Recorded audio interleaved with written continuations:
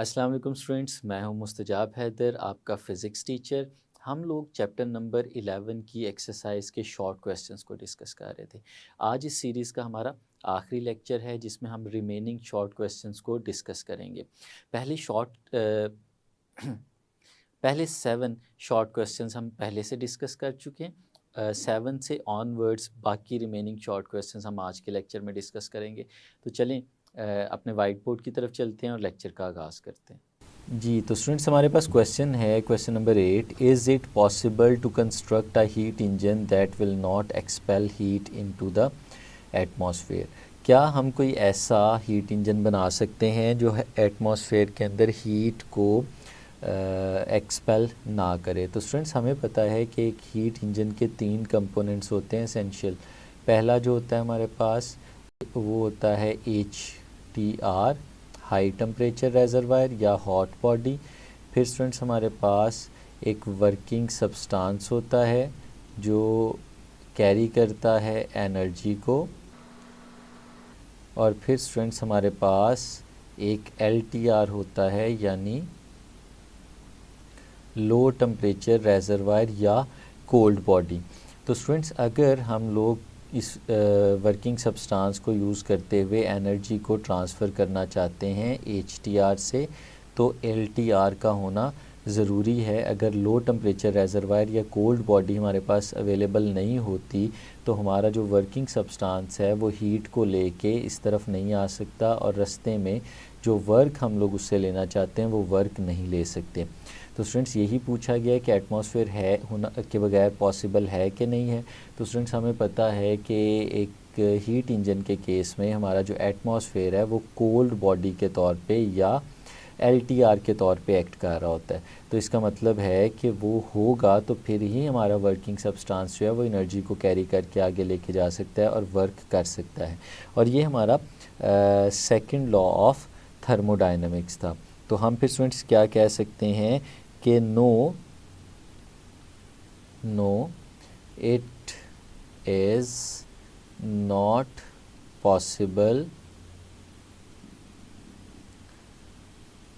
To construct a heat engine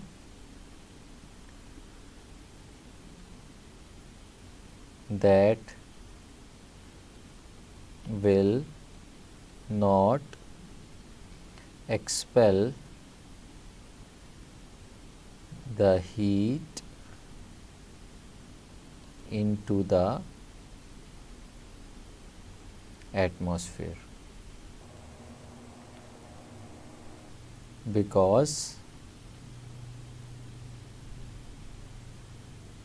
it is against the second law of thermodynamics।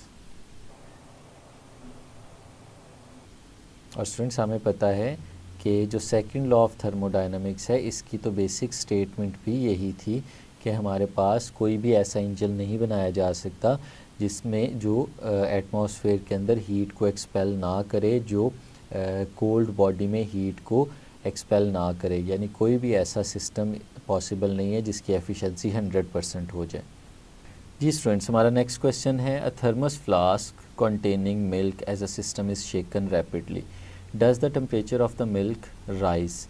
कह रहे हैं कि एक थर्मस है हमारे पास, एक ऐसा फ्लास्क है हमारे पास स्टूडेंट्स जो कि हर साइड से इंसुलेटेड है, मतलब उसमें ना तो हीट एंटर हो सकती है ना उसमें से हीट बाहर निकल सकती है। इस तरह का स्टूडेंट्स हमारे पास एक कंटेनर है और वो कंटेनर जो है वो हर तरफ से इंसुलेटेड है, हमने उसकी हर साइड को इंसुलेट किया हुआ, यानी उसमें कोई भी हीट एंटर नहीं हो सकती, ना उसमें से कोई हीट जो है वो बाहर निकल सकती है।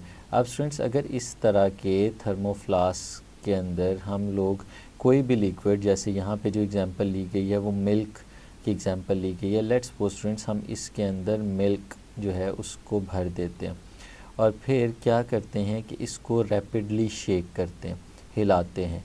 जब स्टूडेंट्स इसको रैपिडली शेक करेंगे किसी एक डायरेक्शन में, लेट्स सपोज इसे अप एंड डाउन हम तेज़ी से इस डायरेक्शन में ऑसिलेट कराते हैं, तो स्टूडेंट्स जब ये ऑसिलेट करेगा, शेक करेगा, तो पूछा ये जा रहा है कि does the temperature of the milk rise, क्या मिल्क का जो टेम्परेचर है वो राइज़ करेगा या नहीं करेगा। तो स्टूडेंट्स पहले तो देखें कि शेक करने की वजह से होगा क्या, कि जब हम इसे शेक करेंगे, when thermos flask is shaken rapidly, तो स्टूडेंट्स इससे होगा क्या, जब इसे तेज़ी से शेक करेंगे तो शेक करने की वजह से हम लोग इसके अंदर मौजूद लिक्विड पे वर्क कर रहे हैं, यानी वर्क इज़ बीइंग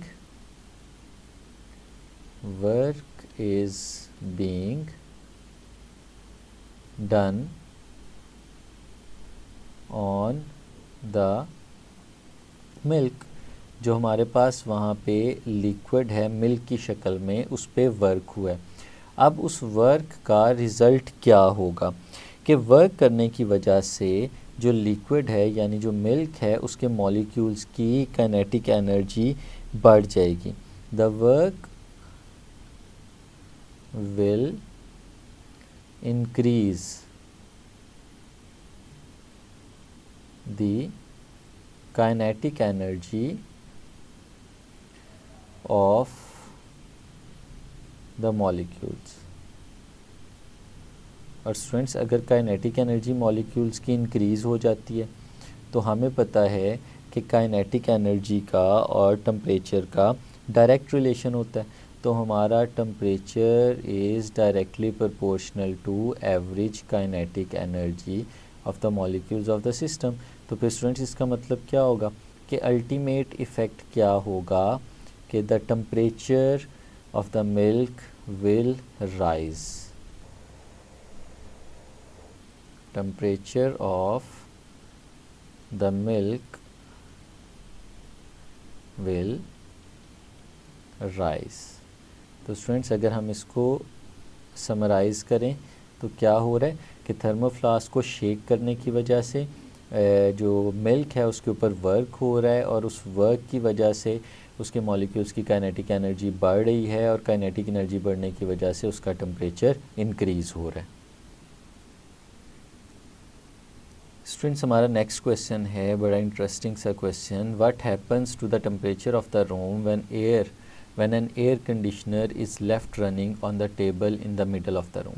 अगर कमरे के दरमियान में टेबल के ऊपर एक एयर कंडीशनर को रख दिया जाए, लेट्स सपोज स्टूडेंट्स हमारे पास टेबल है और इस टेबल के ऊपर हम लोग कमरे के अंदर ही एक एयर कंडीशनर जो है वो प्लेस कर देते हैं। अब स्टूडेंट्स जो एयर कंडीशनर है हमें पता है कि उसकी क्या प्रॉपर्टी होती है। स्टूडेंट्स एयर कंडीशनर ने दो काम करने होते हैं, उसने कमरे में से एयर को जो है वो लेना है, यानी कमरे में से हीट को एब्ज़ॉर्ब करना है और उस हीट को बाहर रिजेक्ट कर देना है, यानी एब्ज़ॉर्प्शन और रिजेक्शन दोनों चीज़ें हमारे एक एयर कंडीशनर के अंदर मौजूद होती हैं। अब स्टूडेंट्स अगर हम उसको कमरे के अंदर रख दें, जैसे नॉर्मली आजकल जो हमारे पास यूनिट्स होते हैं अगर उसमें देखें तो एक को हम इंडोर यूनिट कहते हैं और एक को आउटडोर यूनिट कहते हैं। जो इंडोर यूनिट है उसका काम है बेसिकली हीट को एक्सट्रैक्ट करना और जो आउटडोर यूनिट है उसने उस हीट को बाहर रिपेल कर देना, यानी कमरे में से हीट को लेना है और बाहर एटमॉस्फेयर के अंदर उसे इजेक्ट कर देना है। ये बेसिक हमारा एक साइकिल चल रहा होता है। अब स्टूडेंट्स अगर हम एक एयर कंडीशनर को कमरे के अंदर रख देते हैं, अब उसका मतलब क्या होगा कि जितनी हीट वो एब्ज़ॉर्ब करेगा उतनी ही हीट वो रिजेक्ट भी कर देगा। यानी हम लोग क्या कह सकते हैं, हम लोग कुछ इस तरह से कहेंगे कि if an air conditioner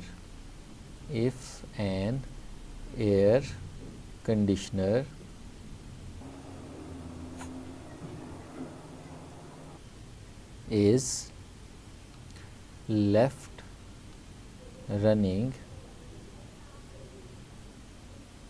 in the middle of the room, then it will absorb and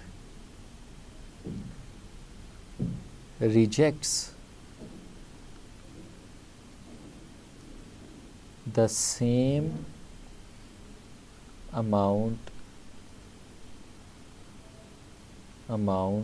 of heat in the room। तो स्टूडेंट्स जितनी हीट उसने एब्जॉर्ब की थी उतनी ही हीट वो रूम के अंदर रिजेक्ट भी कर देगा। तो आइडियली हम लोग क्या कह सकते हैं, ideally there will be no change in temperature। Ideally temperature में कोई चेंज नहीं आएगा, लेकिन अगर हम प्रैक्टिकली बात करें तो क्योंकि हमारे पास जो एयर कंडीशनर है उसके अंदर कंप्रेसर ने भी चलना है और उसके मैकेनिकल इंस्ट्रूमेंट्स हैं, उनकी रनिंग की वजह से, इंटरनल फ्रिक्शन की वजह से थोड़ी सी हीट ज़रूर जनरेट होगी। तो हम कह सकते हैं कि प्रैक्टिकली क्या होगा कि हमारे पास the temperature of the room will increase slightly. यानी प्रैक्टिकली अगर हम बात करें तो हमारे रूम का टेम्परेचर जो है वो थोड़ा सा इंक्रीज़ कर जाएगा, लेकिन आइडियल केस में जितनी हीट एब्जॉर्ब हो रही है उतनी हीट जो है वो रिजेक्ट भी हो रही है, तो टेम्परेचर में कोई चेंज नहीं आना चाहिए। जी तो स्टूडेंट्स नेक्स्ट क्वेश्चन है हमारे पास, can the mechanical energy be converted completely into heat energy, if so give an example. क्या मैकेनिकल एनर्जी को हीट एनर्जी में कम्प्लीटली कन्वर्ट किया जा सकता है? अगर किया जा सकता है तो इसकी एक एग्जांपल हमें देनी है। लेट्स सपोज स्टूडेंट्स हमारे पास इस तरह का एक कंटेनर मौजूद है और स्टूडेंट्स ये जो कंटेनर है इसके ऊपर यहाँ पे एक पिस्टन भी मौजूद है और फिर ये पूरे का पूरा कंटेनर जो है हमारे पास वो हमारे पास इस तरह से इंसुलेटेड फॉर्म में मौजूद है। जी तो स्टूडेंट्स नेक्स्ट क्वेश्चन है हमारे पास 11, can the mechanical energy be converted completely into heat energy, if so give an example. क्या हम मैकेनिकल एनर्जी को हीट एनर्जी में कम्प्लीटली कन्वर्ट कर सकते हैं? अगर कर सकते हैं तो एक एग्जांपल दें। तो लेट्स सपोज स्टूडेंट्स हमारे पास कुछ इस तरह का एक कंटेनर मौजूद है और इस कंटेनर को हम लोगों ने एक मूवेबल पिस्टन के साथ अटैच किया है। यहाँ पे ये पिस्टन जो है वो मूवेबल है, ऊपर से नीचे की तरफ डायरेक्शन में मूव कर सकता है। जो स्टूडेंट्स हमारे पास इस कंटेनर की वॉल्स हैं जो हमें लेफ़्ट साइड पे नज़र आ रही है और राइट साइड पे जो वॉल नज़र आ रही है, ये स्टूडेंट्स वॉल्स जो हैं वो इंसुलेटेड है, मतलब यहाँ से हीट इस सिस्टम में ना आ सकती है ना जा सकती है। और ये जो अपर पार्ट है हमारे पास ये भी जो पिस्टन का ये भी इंसुलेटेड फॉर्म में मौजूद है। अब स्टूडेंट्स हम लोग क्या करते हैं कि जो इसका बॉटम पार्ट हमें यहाँ पे नज़र आ रहा है उस बॉटम पार्ट को जो हमने इंसुलेट नहीं किया था वहाँ पे स्टूडेंट्स हम लोग एक LTR प्लेस कर देते हैं। LTR क्या है? ये एक लो टेम्परेचर रेजरवायर है जो ठंडी बॉडी होती है, कोल्ड बॉडी होती है और ये क्या कर सकती है, ये हीट को एब्जॉर्ब कर सकती है। अब लेट्स सपोज स्टूडेंट्स अगर हम लोग फोर्स लगाते हैं और फोर्स लगा के इस पिस्टन को डाउनवर्ड्स डायरेक्शन में मूव करते हैं। अब जो डाउनवर्ड डायरेक्शन में मूव करना है ये बेसिकली किस वजह से हो रहा है कि हम मैकेनिकल एनर्जी जो है उसको यूज़ करते हुए इस पे वर्क कर रहे हैं, सिस्टम पे वर्क कर रहे हैं। तो यहाँ पे जो इसके अंदर गैस मौजूद थी स्टूडेंट्स, वो गैस कंप्रेस होना शुरू हो जाएगी और हमें पता है कि जब गैस कंप्रेस होती है तो उसका टेम्परेचर बढ़ता है। लेकिन अगर हम इसको देखें तो हमने तो इसे LTR के ऊपर प्लेस किया हुआ है। लेट्स सपोज हम इसको बहुत आहिस्ता आहिस्ता कंप्रेस करते हैं इक्विलिब्रियम में रखते हुए, तो जितना टेम्परेचर इसके कंप्रेशन की वजह से बढ़ना था हीट इसमें से निकल के LTR के अंदर एब्ज़ॉर्ब होती है, तो जितना टेम्परेचर इंक्रीज़ होना था वो टेम्परेचर इंक्रीज़ नहीं होता बल्कि कांस्टेंट रहता है, यानी हम इसको आइसोथर्मली कंप्रेस कर रहे हैं। तो आइसोथर्मल कंप्रेशन के अंदर हम मैकेनिकल वर्क कर रहे हैं, यानी मैकेनिकल एनर्जी को यूज़ कर रहे हैं और फिर उस मैकेनिकल एनर्जी को यूज़ करते हुए यहाँ पे वर्क कर रहे हैं। अब स्टूडेंट्स इस केस में क्या होगा, टेम्परेचर हमारा यहाँ पे कांस्टेंट है। तो स्टूडेंट्स अगर हम लोग फर्स्ट लॉ ऑफ थर्मोडायनेमिक्स की बात करें, according to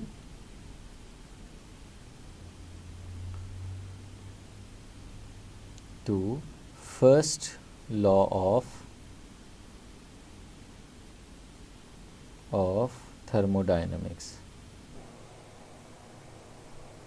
according to first law of thermodynamics हमें पता है स्टूडेंट्स जो हीट होती है वो किसके इक्वल होती है, डेल्टा U प्लस W। तो स्टूडेंट्स इस केस में अगर हम लोग देखें तो हमारा डेल्टा U ये ज़ीरो है। क्यों ज़ीरो है स्टूडेंट्स, इस वजह से ज़ीरो है बिकॉज़ टेम्परेचर इज़ कांस्टेंट, क्योंकि यहाँ पे हमारा जो टेम्परेचर है वो कांस्टेंट रहा है, हमने टेम्परेचर को चेंज नहीं होने दिया। ये एक आइसोथर्मल प्रोसेस है, तो जो चेंज इन इंटरनल एनर्जी है वो तो टेम्परेचर पे डिपेंडेंट होती है। तो अगर ये डेल्टा U की वैल्यू हम लोग इस जगह पे सब्सटीट्यूट करते हैं तो हमारे पास स्टूडेंट्स किसके इक्वल आ जाता है, Q is equal to work हमारे पास आ जाता है। अब स्टूडेंट्स इस केस को अगर हम लोग सामने रखें तो हम लोग देख रहे हैं कि जो हमारा वर्क है जो हमने ऊपर से लेके नीचे इस पिस्टन को मूव कराने में किया है, वो वर्क बेसिकली क्या हो रहा है, वो हीट के अंदर कन्वर्ट हो रहा है। तो स्टूडेंट्स यही तो पूछा गया था, can the mechanical energy be converted completely into heat, क्या मैकेनिकल एनर्जी यानी ये जो वर्क है हमारे पास ये हीट के अंदर कन्वर्ट किया जा सकता है। तो बिल्कुल किया जा सकता है, लेकिन ये कब होगा, जब हमारे पास आइसोथर्मल प्रोसेस होगा। तो यहाँ पे जो हमने एग्जांपल लिखी है उसमें हम लोग कह सकते हैं कि in isothermal compression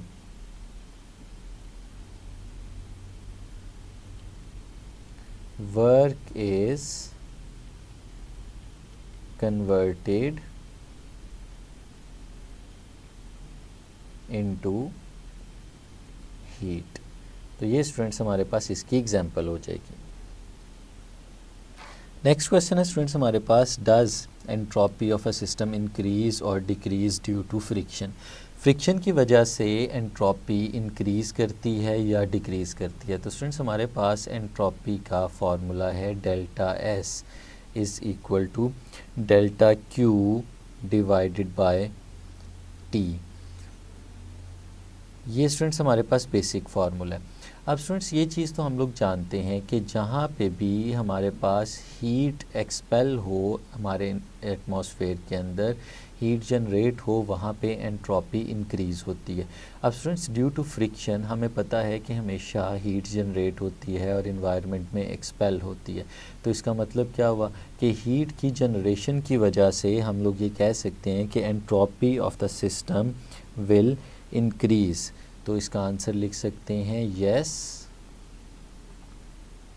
the entropy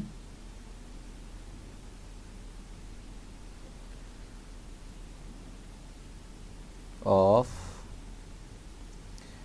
a system will increase due to friction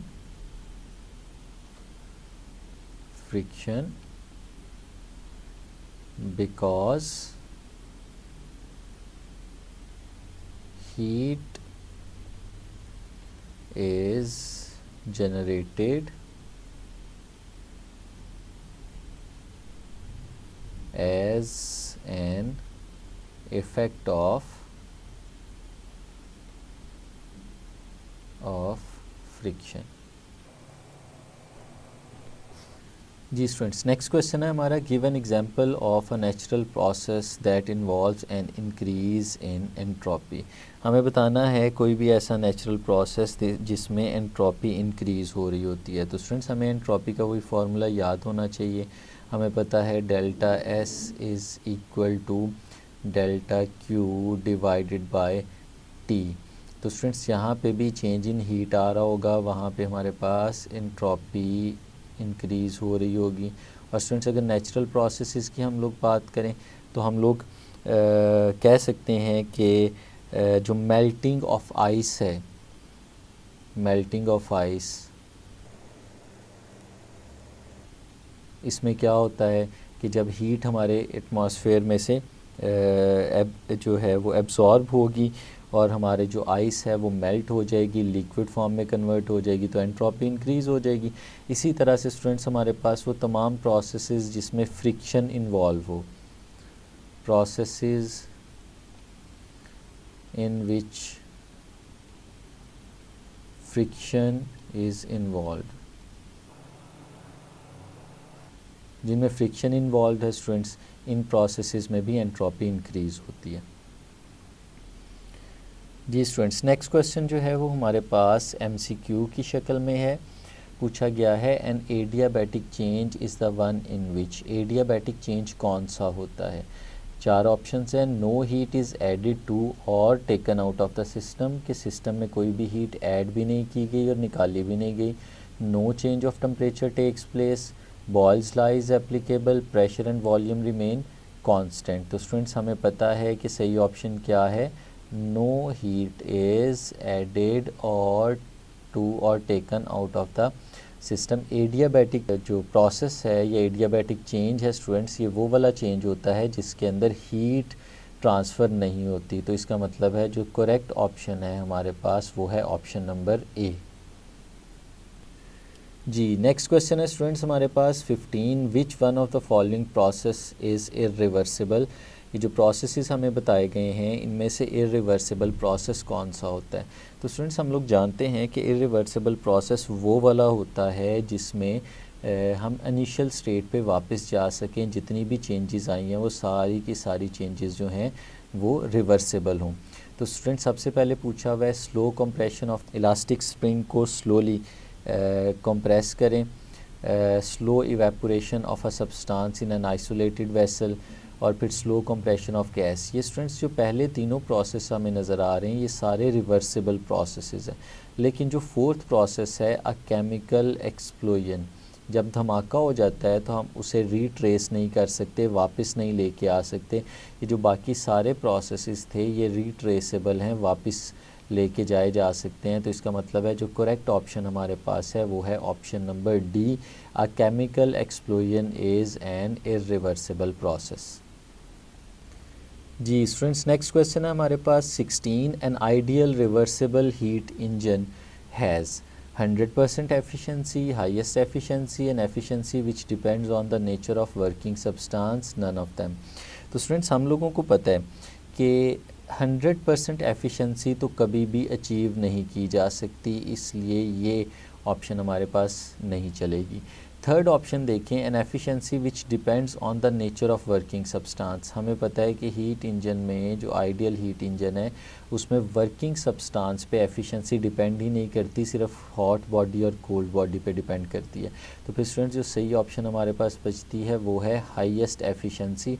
ideal heat engine वो है जो हमें ज़्यादा से ज़्यादा एफिशिएंसी दे सकता है और वो ज़्यादा से ज़्यादा एफिशिएंसी 100% नहीं हो सकती, ये जहन में रखना है। आइडियल का वर्ड आते ही बहुत सारे स्टूडेंट्स मिस्टेक कर जाते हैं 100% एफिशिएंसी के ऊपर।